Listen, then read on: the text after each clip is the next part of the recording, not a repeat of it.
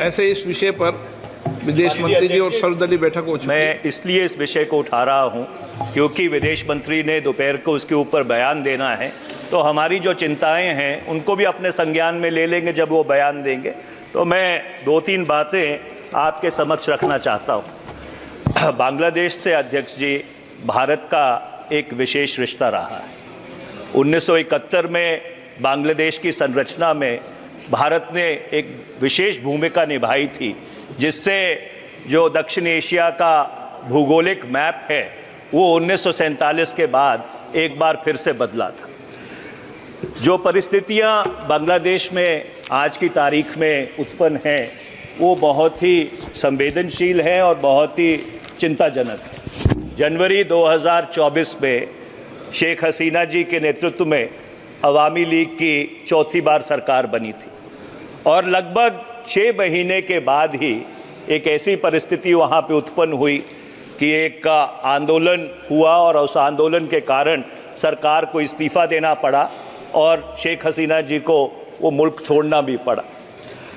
मैं अध्यक्ष जी आपके माध्यम से सरकार के संज्ञान में ये बात लाना चाहता हूँ कि सिर्फ बांग्लादेश ही नहीं है, पिछले 3-4 वर्ष में दक्षिण एशिया के कई ऐसे मुल्क हैं जहाँ पे राजनीतिक अस्थिरता काबिज रही है। चाहे म्यांमार हो, चाहे श्रीलंका हो, चाहे मालदीव्स हो, और पाकिस्तान में भी जो फौज का वर्चस्व है वो सिविलियन सरकार के ऊपर बढ़ता जा रहा है। चीन का हस्तक्षेप भी वेस्टर्न इंडियन ओशन में पिछले कई वर्षों में बढ़ा है और इसलिए मैं सरकार से ये जानना चाहता हूँ, क्योंकि भारत दक्षिण एशिया का सबसे प्रमुख मुल्क है और दक्षिण एशिया में अगर अस्थिरता होती है उसका सीधा सीधा असर भारत पे पड़ता है और सबसे ज़्यादा प्रभाव भारत पे पड़ता है।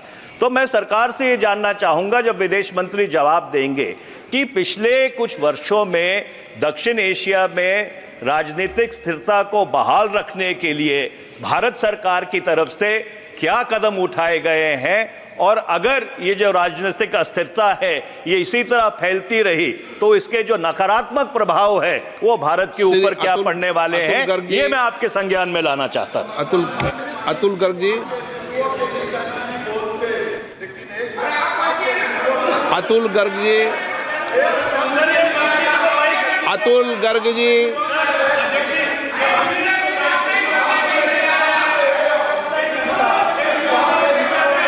आदरणीय अध्यक्ष जी, मैं आपका ध्यान और सदन का ध्यान एक बहुत मार्मिक विषय के लिए उठाना चाहता हूं।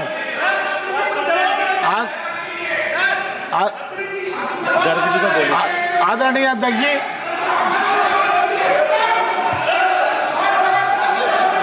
यार भाई वो सुनेगा ही नहीं बोलता।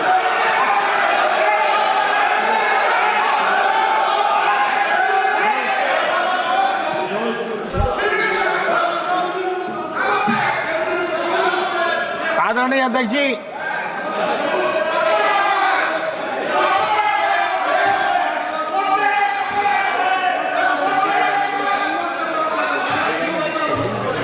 माननीय सदस्यगण, सदन में आप वरिष्ठ सदस्य हैं, लाखों लोगों से आपको जनता जिताकर भेजती है।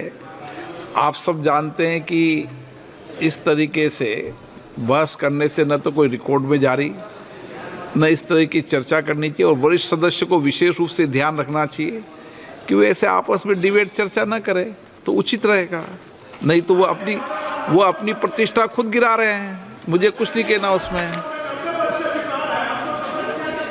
अतुल गर्ग जी,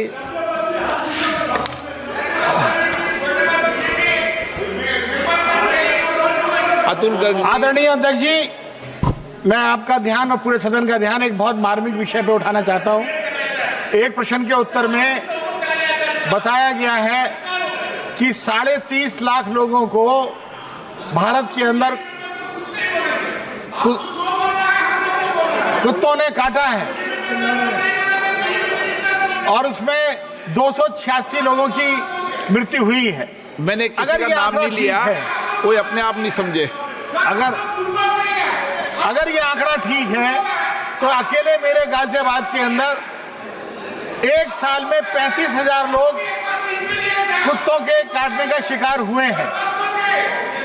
बच्चों की, छोटे छोटे बच्चे इसके सबसे ज्यादा शिकार हो रहे हैं। माननीय अध्यक्ष जी, परसों के अखबार में भी, जागरण अखबार में एक फोटो के साथ छपी है खबर कि एक बच्चे का कान पूरा का पूरा कुत्ता काट करके ले गया। 4 दिन पहले एक छोटा बच्चा जो मजदूर का बच्चा था, उसे रेबीज के कारण एक दर्दनाक मौत हुई। रेबीज के, अरे आप ही के लिए बोल रहा हूं, प्लीज बोलिए।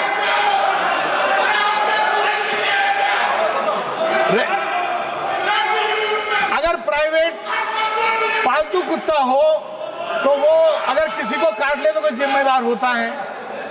अगर कोई प्राइवेट कुत्ता हो वो गंदगी कर दे तो कोई जिम्मेदार होता है। अंबेडकर नगर जिले के लगभग लाखों लोग बंबई में रहते हैं, अपना कारोबार करते हैं, लेकिन रेलवे का उचित साधन नहीं है।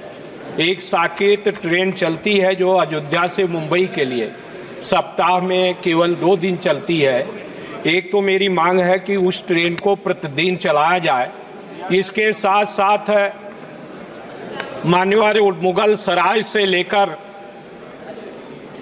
लखनऊ तक पैसेंजर ट्रेन चलती थी, जो तमाम स्टेशनों पर कटहरी है, गोसाईगंज है, अलनाभारी है, वगैरह वगैरह से होकर गुजरती थी। आज उस मुगल सराय पैसेंजर को बंद कर दिया गया है। हमारी मांग है कि मुगल सराय पैसेंजर ट्रेन को फिर से चलाई जाए। इसके साथ साथ मान्यवर टांडा बुनकर क्षेत्र है, मान्यवर अंबेडकर नगर जिला बुनकर बाहुल्य क्षेत्र है और उनका बिजनेस के लिए प्रत्येक दिन खलीलाबाद जाना पड़ता है, संत कबीर नगर खलीलाबाद जाना पड़ता है। बीच में कोई लाइन नहीं, रेलवे लाइन नहीं है।